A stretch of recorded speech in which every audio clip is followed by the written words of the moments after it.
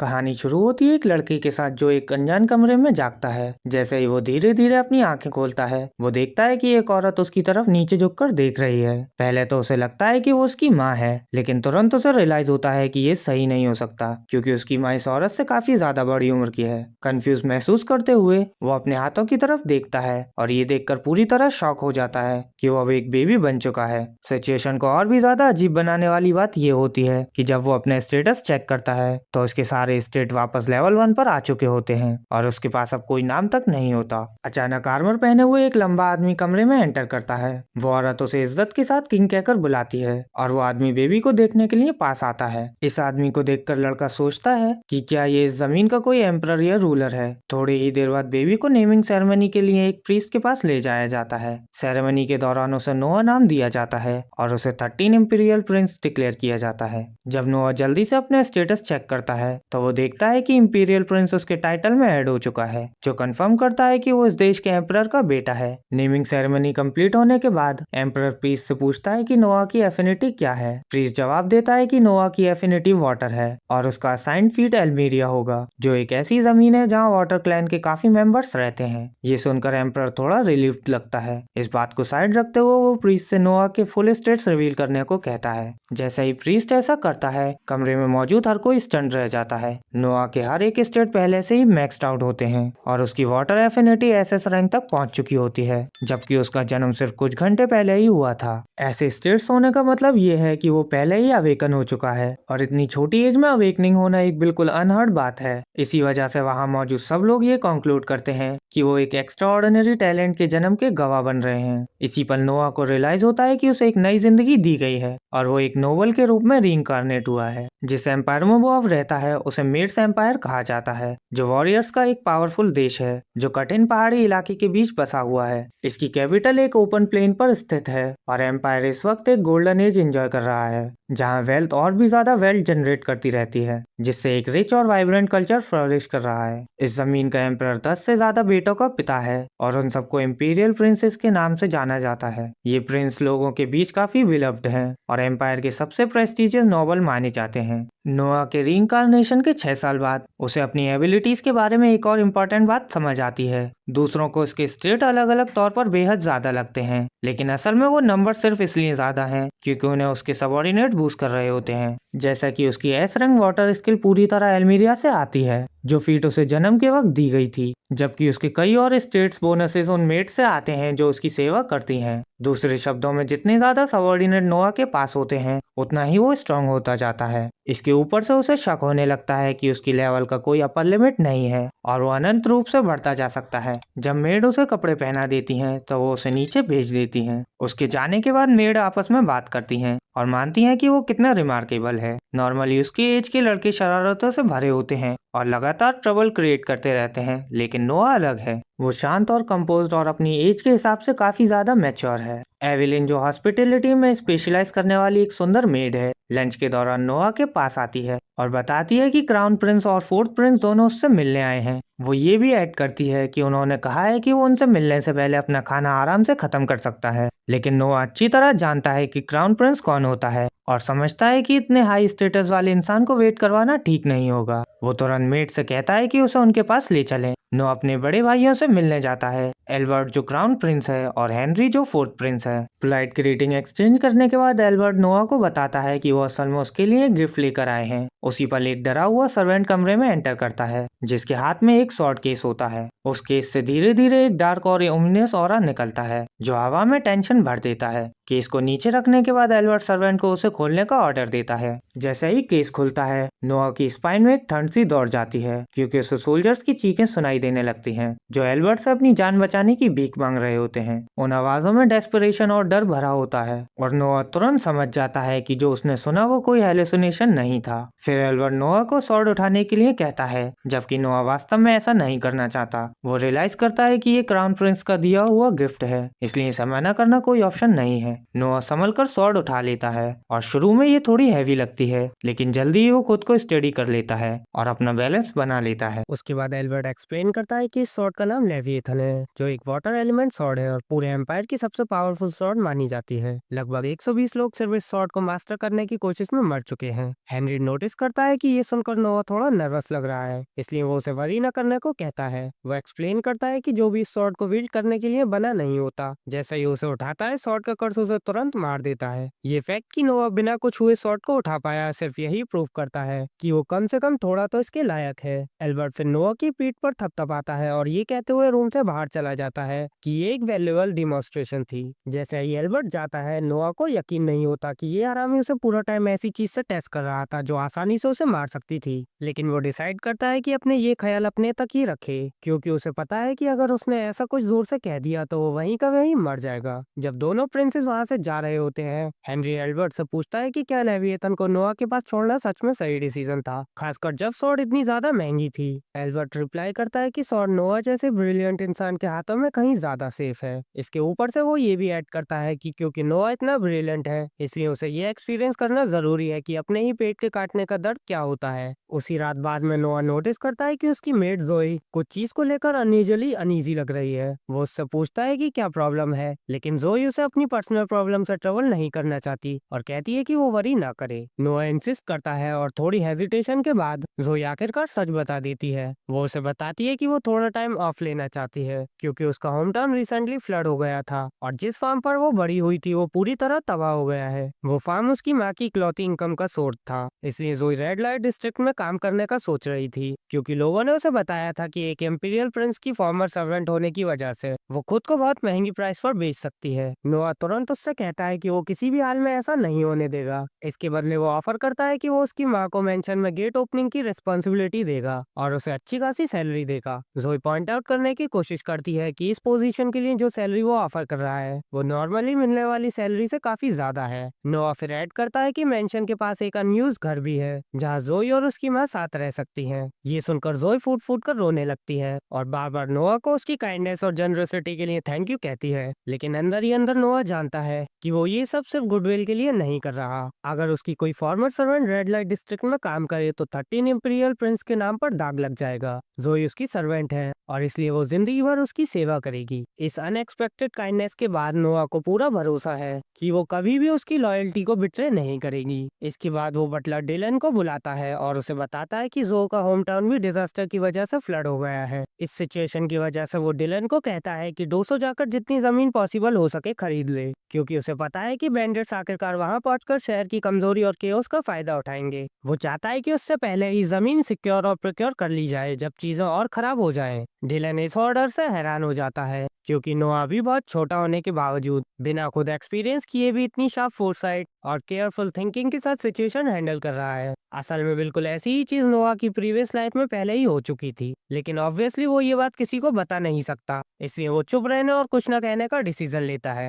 Dylan मानता है कि ये बहुत अच्छा आइडिया है, लेकिन असली प्रॉब्लम ये है कि लैंड खरीदने के लिए पैसे कहाँ से आएंगे, क्योंकि इतनी सारी जमीन खरीदने में कम से कम कई लाख रेन लगेंगे जो इस एम्पायर की करेंसी है। नोआ रियलाइज करता है कि उसने ये पार्ट प्रॉपरली सोचा ही नहीं था, इसलिए थोड़ी देर सोचने के बाद वो कंक्लूड करता है कि उन्हें कैपिटल सिटी के साथ में जो लैंड उनके पास है उसे बेचना पड़ेगा। डिलन पूछता है कि क्या ये सच में एक अच्छा आइडिया है, क्योंकि वो जमीन खुद किंग ने पर्सनली नोआ को गिफ्ट की थी और बिना परमिशन बेचना एक सीरियस क्राइम भी माना जा सकता है। लेकिन नोआ डिलन को कहता है कि किंग के रिप्रोच या गुस्से की चिंता ना करे, क्योंकि इस डिसीजन के पूरे कॉन्सिक्वेंसेस वो खुद बियर करेगा। नोआ कहता है कि नोबल होना इसी बात के बारे में होता है, सेक्रीफाइस करना ताकि दूसरे लोगों की जिंदगी ज्यादा आसान और सेफ हो सके। डिलन उन शब्दों का मतलब समझ जाता है और नोआ को ऐसा डिसीजन लेने के लिए थैंक यू कहता है, खासकर इसलिए क्योंकि वो भी जो के होम टाउन से ही है और दिल से बहुत ज्यादा ग्रेटफुल महसूस करता है। अगले दिन नोआ फंड्स को लिक्विडेट कर चुका होता है और जितनी ज्यादा जमीन पॉसिबल हो सके खरीदने की तैयारी कर रहा होता है। अब वो खुद वहां जाकर पर्सनली इंस्पेक्शन करने के लिए रेडी होता है, लेकिन तभी उसे अपने भाई हेनरी का एक अनएक्सपेक्टेड विजिट मिलता है। हेनरी नोटिस करता है कि नोआ लेविएथन स्वॉर्ड अपने साथ ले जा रहा है और तुरंत पूछता है कि ये सब क्या है। नोआ एक्सप्लेन करता है कि उसे थोड़ी देर पहले स्वॉर्ड से किसी तरह की पावर महसूस हुई थी, लेकिन उसके बाद से कुछ भी फील नहीं हुआ, इसलिए वो डिसाइड करता है कि 200 पहुंचकर इसे टेस्ट करेगा। इसके बाद हेनरी नोआ को बताता है कि लेविएथन स्वॉर्ड की अपनी एक विल होती है। अपेरेंटली ये स्वॉर्ड सिर्फ उसी इंसान की बात मानती है जिसे ये अपना ट्रू मास्टर मानती है। ये इन्फॉर्मेशन सुनकर नोआ तुरंत समझ जाता है कि उसे किसी तरह स्वॉर्ड की रिकॉग्निशन जीतनी पड़ेगी। लेविएथन स्वॉर्ड अभी एक पागल कुत्ते जैसी है और इसे किसी ऐसे इंसान की जरूरत है जो काफी स्ट्रांग हो और इसे टेम कर सके। हेनरी नोआ को बताता है कि अगर जरूरी हो तो वो स्वॉर्ड साथ ले जा सकता है, लेकिन जब तक टाइमिंग सही ना हो उसे यूज नहीं करना चाहिए, वरना ये उसे मार भी सकती है। ये वार्निंग देने के बाद हेनरी बस मोड़कर वहाँ से चला जाता है। थोड़ी ही देर बाद वो 200 पहुंचते हैं और देखते हैं कि फ्लड ने पूरे एरिया को एक उजाड़ वेस्टलैंड बना दिया है। डिस्ट्रक्शन देखकर वो अज्यूम करते हैं कि ज्यादातर तबाह हुए घरों के लैंड डीड्स भी फ्लड में बह गए होंगे, मतलब अब उन्हें सरकारी रिकॉर्ड्स के बेसिस पर ही लैंड खरीदनी पड़ेगी। डिलेन और जोई हैरान रह जाते हैं कि एक बच्चा जो उन दोनों से डिकेड्स छोटा है सिर्फ सिचुएशन को एक नजर देखकर ये सब समझ गया। नोआ शांति से उन्हें बताता है कि ये सिर्फ सिंपल लॉजिक है। इसके बाद नोआ और जोई साथ में लैंड सर्वे करना शुरू करते हैं, जब तक उनकी नजर एम्पायर के केटरर्स को गांव वालों में खाना बांटते हुए नहीं पड़ती। नोआ खाने का एक बाउल लेता है और तुरंत रियलाइज करता है कि ये बहुत ही गंदा है और थोड़ा सा खराब भी लग रहा है। एक विलेजर नोआ की बात सुन लेता है और उसे बताता है कि वो कंप्लेन नहीं कर सकते क्योंकि उन्हें इतना खाना मिलना भी अपनी किस्मत समझते हैं। नोआ को यकीन नहीं होता कि डिजास्टर के टाइम एम्पायर अपने लोगों को इतना सब स्टैंडर्ड खाना दे रहा है। तब अचानक local government official Lord girl area का ऑफिशियल इंस्पेक्शन करने के लिए वहाँ आ जाता है। गार्ल अच्छे से जानता है कि विलेजर्स को जो खाना दिया जा रहा है वो बहुत खराब है, लेकिन उसे कोई फर्क नहीं पड़ता क्योंकि वो खुद वो खाना नहीं खा रहा। नो और ये सब बर्दाश्त नहीं कर पाता, इसलिए वो डायरेक्टली गार्ल को कन्फ्रंट करता है और उस पर फूड राशंस के पैसे चुराने का अक्यूजेशन लगाता है। नोआ कहता है कि प्रॉपर मील्स देने के बजाय गार्ल पैसे चुरा रहा है और गाँव वालों को गंदगी परोस रहा है। गार्ल इस बात से बिल्कुल भी इनकार नहीं करता। वो ओपनली एडमिट करता है कि फूड चेन के टॉप पर रहने वालों को सबसे पहले खाना मिलना चाहिए और वो अपने आदमियों के साथ इस पर हंसने लगता है। उनका एटीट्यूड देखकर नोआ गुस्से से भर जाता है। वो गार्ल को उसके क्राइम के कॉन्सिक्वेंसेस के बारे में वार्न करता है, लेकिन गार्ल को एक बच्चे का उसे जवाब देना बिल्कुल पसंद नहीं आता। वो अपनी स्वॉर्ड निकालता है और नोआ पर अटैक करने की तैयारी करता है। उसी पर लेविएथन स्वॉर्ड अपने आप अपने बॉक्स से निकलकर उड़ती हुई नोआ के पास हवा में रुक जाती है। स्वॉर्ड उसे टेस्ट करना शुरू करती है, अपनी पावर उसके बॉडी में डालकर ये जज करने के लिए कि वो वर्दी है या नहीं। नोआ के बॉडी के कुछ पार्ट्स डार्क होने लगते हैं, जैसे स्वॉर्ड का कर्स उसे पूरी तरह निगल लेगा। जब लगता है कि वो हारने वाला है तब नोआ अपने अंदर एड्रेनलिन और विल पावर का जोर महसूस करता है। वो लेविएथन को प्रूव करता है कि वो इसकी पावर झेल सकता है और थोड़ी सी स्ट्रगल के बाद स्वॉर्ड पूरी तरह उसके आगे झुक जाती है। गुस्से से भरकर गाल नोआ को मारने के लिए आगे बढ़ता है, लेकिन नोआ पहले अटैक करता है और लेविएथन का यूज करके गाल का सर एक ही बार में काट देता है। अपने लीडर को मरते देखकर उसके लैकीज भी गुस्से में नोआ पर अटैक करने की तैयारी करते हैं। उन्हें इंटिमिडेट करने के लिए नोआ लेविएथन से जमीन पर वार करता है। इस अटैक से इतना बड़ा और गहरा क्रेटर बन जाता है जिसका बॉटम भी दिखाई नहीं देता। नोआ खुद भी स्वॉर्ड की इतनी जबरदस्त पावर देखकर शॉक्ड रह जाता है। थोड़ी ही देर बाद 200 का नाइट कैप्टन रोहन वहां पहुंचता है और सीन देखकर स्टन रह जाता है। जैसे ही वो नोआ को 13 इंपीरियल प्रिंस के रूप में पहचानता है वो तुरंत घुटने टेक देता है। बाकी लोग कंफ्यूज होते हैं जब तक रोहन नोआ की आइडेंटिटी अनाउंस नहीं करता और उसके बाद सब लोग डर और रिस्पेक्ट के साथ झुक जाते हैं। नोआ एक्सप्लेन करता है कि गार्ल और उसके आदमी कैसे गाँव वालों से चोरी कर रहे थे, इसी वजह से गार्ल को एग्जीक्यूट किया गया। वो रोहन को ऑर्डर देता है कि बाकी करप्ट ऑफिशियल्स को भी प्रॉपर पनिशमेंट मिले। नोआ ये भी कमांड देता है कि फूड डिस्ट्रीब्यूशन सही तरीके से दोबारा शुरू की जाए ताकि गांव वाले अच्छा खाना खा सकें। खुशी से भरकर विलेजर्स नोआ को उन्हें बचाने के लिए प्रेस करते हैं। इसी बीच एल्बर्ट को रिपोर्ट मिलती है कि नोआ ने सक्सेसफुली लेविएथन स्वॉर्ड को टेम कर लिया है। वो स्मग करता है, ये समझाते हुए कि नोआ उसकी सोच से कहीं ज्यादा यूजफुल हो सकता है। बाद में नोआ अपने पिता से मिलता है, ये सोचते हुए कि गिफ्टेड लैंड बेचने के लिए उसे पनिशमेंट मिलेगी, लेकिन इसके बजाय एम्परर उसका थैंक यू करता है और एक्सप्लेन करता है कि नोआ के एक्शन ने बैंडिट्स को फ्लड का फायदा उठाने से रोक दिया। एम्परर इस बात से भी खुश होता है कि नोआ ने लेविएथन को मास्टर कर लिया। जब नोआ के स्टेट्स दोबारा चेक किए जाते हैं तो उसकी वाटर स्किल ट्रिपल रैंक तक पहुंच चुकी होती है, क्योंकि 200 की मदद के दौरान उसे काफी सबऑर्डिनेट्स मिले होते हैं। गहरा इंप्रेशन पड़ने पर एम्परर नोआ से कहता है कि वो अपनी टैलेंट्स को एम्पायर के लिए ऐसे ही यूज करता रहे और नोआ मान जाता है। अगले दिन नोआ रेड स्ट्रीट पर लोकेटेड एक छोटे से लोकल डाइनर की तरफ जाता है, एक पॉपुलर स्ट्रीट सिंगर को ढूंढने के लिए जो वहाँ अक्सर परफॉर्म करती है। डाइनर के अंदर एंटर करने के बाद उसे एक खाली सीट मिलती है और वो बैठ जाता है, शांति से जगह को ऑब्जर्व करता हुआ। थोड़ी ही देर बाद एक पिंक हेयर्ड लड़की आगे आती है और कस्टमर्स के सामने परफॉर्म करना शुरू करती है। जैसे जैसे वो गाती रहती है नोआ को उसके बारे में पहले सुनी हुई रूमर्स याद आती हैं और उसे याद आता है कि उसका नाम एलिचे है। जब नोआ ध्यान से सुनता है तो वो सोचता है कि उसकी आवाज खुद में बिल्कुल बुरी नहीं है, लेकिन वो क्लियरली बता सकता है कि उसकी सिंगिंग टेक्निक में अभी इम्प्रूवमेंट की काफी जगह है। फिर भी उसके लिए ये ऑब्वियस है कि वो अपनी सिंगिंग को बहुत सीरियसली लेती है और हर नोट में जेन्युइन एफर्ट डालती है। वो सिर्फ मजाक के लिए नहीं गा रही है, वो अपनी पूरी कोशिश कर रही है इम्प्रूव करने की और अपने टैलेंट के थ्रू सर्वाइव करने की। अचानक डाइनर का एटमॉस्फेयर कम्प्लीटली बदल जाता है जब तीन रफ लुकिंग आदमी रूम में घुस जाते हैं। वो जोर जोर से चिल्लाने लगते हैं और सबका अटेंशन अपनी तरफ खींच लेते हैं। वो आदमी एलिची पर चिल्लाते हैं, पूछते हुए कि वो गाने में टाइम वेस्ट क्यों कर रही है, इंस्टेड ऑफ कोई बेटर तरीका ढूंढने के जिससे उसके पेरेंट्स का उन पर जो डेब्ट है वो चुका सके। ये सुनकर एलिची डर के मारे पीछे से मट जाती है जब वो आदमी उसे घेर लेते हैं। कांपती हुई आवाज में वो उन्हें बताती है कि अभी उसके पास डेब्ट चुकाने के लिए इनफ पैसे नहीं है, लेकिन वो इंसिस्ट करती है कि वो जितनी हो सके उतनी कोशिश कर रही है क्योंकि उसके पास देने के लिए पैसे नहीं है। वो आदमी एक औरत के लिए डेब्ट चुकाने के सेकंड बेस्ट तरीके पर बात करना शुरू कर देते हैं। डाइनर के अंदर मौजूद लोग सिर्फ शौक और घिन के साथ देख सकते हैं, कुछ भी करने में असमर्थ होते हुए। सिचुएशन और ज्यादा खराब हो उससे पहले ही नोआ अचानक अपनी सीट से खड़ा हो जाता है। वो शांत तरीके से आदमियों की तरफ चलता है और उन्हें याद दिलाता है कि किसी भी बच्चे को अपने पेरेंट्स के डेब्ट्स की जिम्मेदारी लेने पर मजबूर करना इंपीरियल लॉ के स्ट्रिक्टली खिलाफ है। वो आदमी उस पर हंस देते हैं और मान लेते हैं कि वो बस एक स्पॉइल्ड और क्लूलेस ब्रेड है। उनमें से एक नोआ को शर्ट से पकड़ लेता है और उस पर अटैक करने की तैयारी करता है। जवाब में नोआ तुरंत अपनी लेविएथन स्वॉर्ड की पावर यूज करके काउंटर करता है। वो ओवरवेलमिंग फोर्स रूम में मौजूद हर किसी को शॉक कर देता है। नोआ की भयानक स्टंट देखकर तीनों आदमी घबरा जाते हैं और तुरंत डाइनर से भाग जाते हैं। इससे पहले की बात और आगे बढ़े, जब खतरा खत्म हो जाता है नोआ एलिची की तरफ मुड़ता है और उससे नरमी से बात करता है। वो उससे पूछता है कि उसे हर महीने कितने पैसे चाहिए होते हैं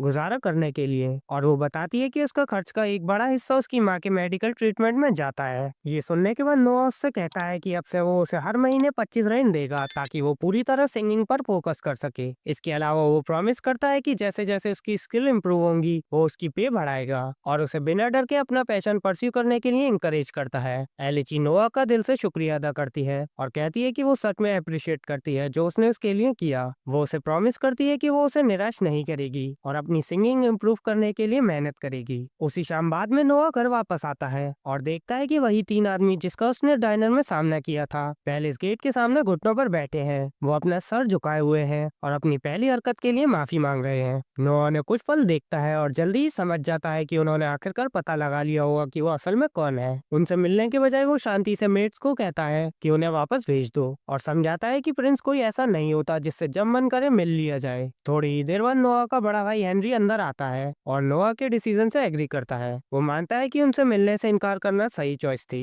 क्योंकि ऐसे लोगों को इतनी आसानी से रॉयल्टी तक पहुंचने देना रॉयल फैमिली और प्रिंस की अथॉरिटी और वैल्यू को कम कर देता। फिर नोआ हेनरी को अंदर ले जाता है और बताता है कि उसका डिसीजन सिर्फ रॉयल्टी की डिग्निटी प्रोटेक्ट करने के बारे में नहीं था। वो डाइनर में जो हुआ था वो समझाता है और कहता है कि अगर वो खुद उन आदमियों से मिलता तो वो ये मानते रहते कि वो उनसे गुस्सा है। वो डर शायद उन्हें एलिची से दूर ही रखे और ये बिल्कुल वही है जो नोआ चाहता था। हेनरी इस तरह की सोच से सच में इम्प्रेस होता है। नोआ की छोटी उम्र के बावजूद वो कई स्टेप आगे तक सोच पाया। हेनरी मानता है कि उसके अपने भाई जो नोआ की उम्र के आसपास है वो भी इतना आगे तक नहीं सोच पाते, जो उसे और भी ज्यादा इम्प्रेस करता है। टॉपिक बदलते हुए हेनरी फिर नोआ से लेविएथन स्वॉर्ड के बारे में पूछता है और क्या उसके उससे मास्टर करने वाली रूम में सच है। नोआ कंफर्म करता है ये सच है और कहता है कि ये सब सिर्फ हेनरी के पहले दिए गए एडवाइस की वजह से पॉसिबल हो पाया। इसे प्रूफ करने के लिए नोआ डिमोन्स्ट्रेट करता है और लेविएथन स्वॉर्ड को अपने सामने ही अपेयर कर देता है जैसे वो हवा से निकल आई हो। हेनरी जो देखता है उससे पूरी तरह शॉक हो जाता है क्योंकि उसे कभी पता ही नहीं था कि लेविएथन स्वॉर्ड ऐसा कुछ करने में कैपेबल भी है। नोआ एक्सप्लेन करता है कि स्वॉर्ड असल में कुछ भी नहीं होने से मटेरियलाइज नहीं हुई थी, इंस्टेड वो उसकी स्लीव के नीचे छुपी हुई थी और कमांड मिलते ही साइज में एक्सपेंड हो गई क्योंकि स्वॉर्ड का अपना एक दिल है। उसी स्वॉर्ड ने उसे ये टेक्निक परफॉर्म करना सिखाया था। हेनरी मानता है कि उसे कभी पता ही नहीं था कि ऐसा कुछ पॉसिबल है और वो नोआ को डिस्कवर करने के लिए प्रेस करता है। बाद में पैलेस के बाहर वही पहले वाले तीन आदमी अभी भी नोआ के बाहर आने का इंतजार कर रहे होते हैं। जैसे ही उनमें से एक उसे देखता है वो आदमी तुरंत अटैक करने की कोशिश करता है, लेकिन नोआ तुरंत अपनी पावर का थोड़ा सा हिस्सा रिलीज कर देता है। इससे वो आदमी डर के मारे पीछे हट जाता है और माफी मांगता है। कंफ्यूज होते हुए हेनरी नोआ से पूछता है कि उसने अभी क्या किया और नोआ एक्सप्लेन करता है कि उसने बस अपनी स्वॉर्ड की पावर ड्रॉ करके उन्हें इंटिमिडेट कर दिया। उसी शाम बाद में नोआ को एक रॉयल बॉल अटेंड करने के लिए इन्वाइट किया जाता है। जैसे ही वो अराइव होता है और हॉल के अंदर जाता है, वहाँ मौजूद सब लोग उसके लिए अप्लॉस करने लगते हैं। उसके पास खड़ा एक लॉर्ड जिसका नाम रेडॉक है नोटिस करता है कि नोआ अपनी कमर पर कुछ कैरी कर रहा है। नोआ इस बात को कंफर्म करता है और एक्सप्लेन करता है कि ये लेविएथन स्वॉर्ड है जो उसे खुद क्राउन प्रिंस ने गिफ्ट की थी।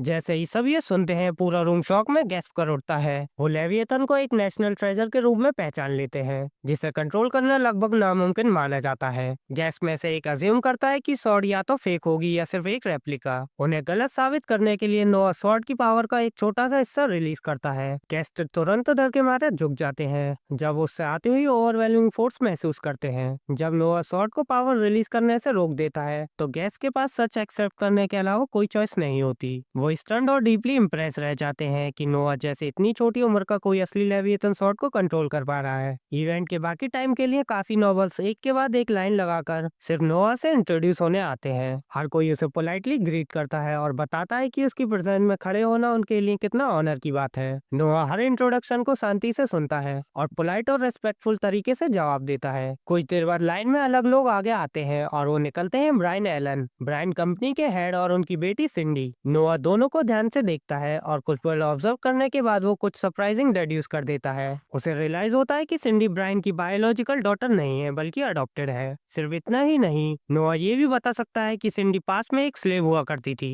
वो इस कंक्लूजन पर इसलिए पहुंचता है क्योंकि उसकी आंखों में एक कॉशियस और सर्चिंग लुक है जो उसके मुताबिक उन लोगों में होता है जो कभी स्लेव रहे होते हैं और हर वक्त अपने सराउंडिंग पर नजर रखते थे। ब्रायन शॉक हो जाता है कि नोआ सिर्फ देखकर ही ये सब समझ गया। वो नोआ के सामने घुटनों पर बैठ जाता है और मानता है ये सच है। वो एक्सप्लेन करता है कि उसने ओरिजिनली सिंडी को एक स्लेव के तौर पर खरीदा था, लेकिन जब उसने देखा कि वो कितनी जल्दी सीखती है और कितनी इंटेलिजेंट है तो उसने उसे अपनी बेटी के रूप में अडॉप्ट करने का फैसला किया। ये सुनकर नोआ जेन्युइनली खुश हो जाता है क्योंकि उसे ऐसी स्टोरीज सुनना सच में पसंद है जहाँ किसी की जिंदगी बेटर के लिए बदल जाती है। नोआ मुस्कुराता है और ब्रायन और सिंडी को फ्यूचर में कभी अपनी मेंशन विजिट करने का इनवाइट देता है। कहता है कि वो सिंडी की स्टोरी के बारे में और सुनना चाहेगा। ब्रायन रेस्पेक्ट के साथ एग्री करता है और कहता है कि विजिट करना उसके लिए प्लेजर होगा। इसके बाद ब्रायन और सिंडी दोनों पोलाइटली इवेंट से लीव ले लेते हैं। अगले दिन नोआ टाउन में रिलैक्स वॉक कर रहा होता है जब अचानक वो अपने भाई ऑस्कर से टकरा जाता है जो किंगडम का 8th प्रिंस होता है। थोड़ी देर नोआ से बात करने के बाद ऑस्कर उसे साथ में ट्रेजर हंट पर चलने का इनवाइट देता है। कहता है कि उस दिन उसके पास कोई और काम नहीं है। नोआ एग्री करता है और दोनों तुरंत कोवाल्ट स्ट्रीट की तरफ निकल पड़ते हैं। नोआ कभी पहले कोवाल्ट स्ट्रीट नहीं गया होता, लेकिन उसने उसके बारे में काफी रूमर सुने होते हैं। ये कहा जाता है कि पूरे एम्पायर से एंटिक्स वहाँ मिल सकते हैं, लेकिन ऑस्कर एक्सप्लेन करता है कि वो एरिया काउंटरफीट से भरा होने के लिए भी फेमस है। इसी वजह से फेक चीजों के बीच से असली ट्रेजर ढूंढ पाना एक बेसिक स्किल माना जाता है जो हर नॉवल को आनी चाहिए। दोनों अपना ज्यादातर दिन शॉप्स और स्टॉल में सर्च करते हुए बिता देते हैं, लेकिन उन्हें कुछ भी स्पेशल नहीं मिलता।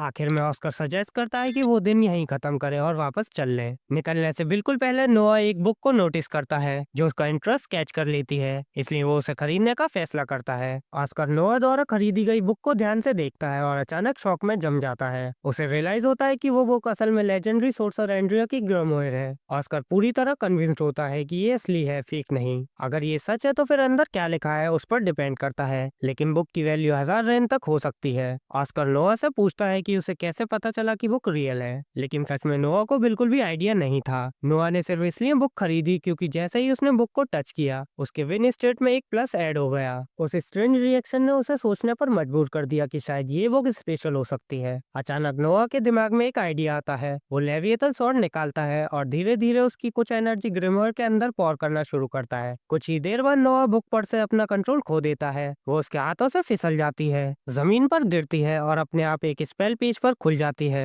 इससे कुछ अनएक्सपेक्टेड ट्रिगर हो जाता है जिसके कारण फॉरबिडन टोम और उसके अंदर सील्ड सोर्सरर की सोल सीधा उनके सामने मटेरियलाइज हो जाती है। ऑस्कर तुरंत समझ जाता है कि सिचुएशन कितनी डेंजरस हो चुकी है और नोआ को जितनी तेज हो सके भागने के लिए चिल्लाता है। भागने के बजाय नोआ शांत तरीके से लेविएथन स्वॉर्ड उठाता है और एक ही पावरफुल स्लैश के साथ स्विंग करता है। वो सोर्सरर की सोल पर वार करता है और उसे अकेले ही कंप्लीटली वाइप आउट कर देता है। एनिमी के फाइनली डिफीट होने के बाद नोआ अपनी स्टेटस स्क्रीन की तरफ देखता है और नोटिस करता है कि उसकी विंड स्किल को एसएस रैंक मिल चुकी है। ये देखकर वो थोड़ा सरप्राइज होता है, लेकिन वो इस पर ज्यादा देर तक ध्यान नहीं देता। वो तुरंत पलटकर ऑस्कर को चेक करने चला जाता है। ऑस्कर कंप्लीटली स्टन्ड होता है और उसे मुश्किल से यकीन होता है जो उसने अभी देखा। वो लगातार ये सोचता रहता है कि नोआ इतनी जल्दी इतना डिसिसिव मूव कैसे कर पाया, और उससे भी ज्यादा ये कि इतने कम टाइम में वो इतना स्ट्रॉन्ग कैसे हो गया। ऑस्कर अभी जो हुआ उसे प्रोसेस भी नहीं कर पाता कि एक मर्चेंट आगे बढ़ता है और उनके सामने घुटनों पर बैठ जाता है। वो आदमी अपना इंट्रोडक्शन एलन के रूप में देता है, जो पास ही एक एंटीक शॉप का ओनर होता है।